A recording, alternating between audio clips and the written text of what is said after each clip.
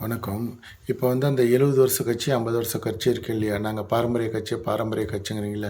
உங்க கட்சியெல்லாம் இருக்கட்டுங்க. அந்த கட்சியோட பாரம்பரியம் எதுல இருக்கு தெரியுமா?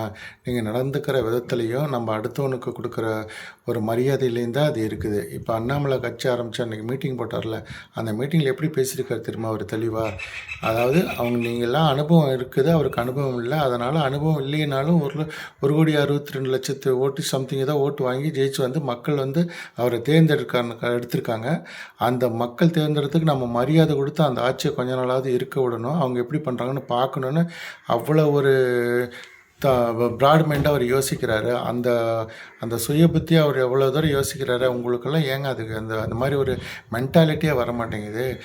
நம்ம தான் இருக்கணும். எவனுமே அங்கே போயிடக்கூடாது, இங்கே போயிடக்கூடாது. நமக்கு கீழே தான் எல்லாம், நம்ம தான் எப்பவுமே டாப்லன்னு சொல்லியிருக்கீங்கல்ல. அரசியல் நாகரிகங்கிறத ஒரு அண்ணாமலை என்ன 1000 கருத்து வச்சாலும் எதிர்த்து நிற்கிறவனுக்கு எந்த கருத்து நம்ம வச்சா கரெக்டாக இருக்குன்னு கரெக்டாக பேசுகிறாரு. அவர்கிட்ட நீங்களாம் போய் கற்றுக்கோங்க. நீங்களாம் சொல்லாதீங்க 50 வருஷம் 70 வருஷம்னு சொல்லாதீங்க. அந்த அரசியல் தராதரத்துக்குங்கிறது உங்களுக்கு சம்மந்தமே கிடையாது. அவர் எவ்வளோ தெளிவாக பேசுகிறாருங்கிறத பார்த்துக்கோங்க. இப்போ தான் அவரும் கட்சி ஆரம்பித்து உள்ளே வந்திருக்காரு. அடுத்த எலெக்ஷனில் அவரும் விஜயம் தான், வேறு ஒருத்தரும் பெருசாக இல்லை.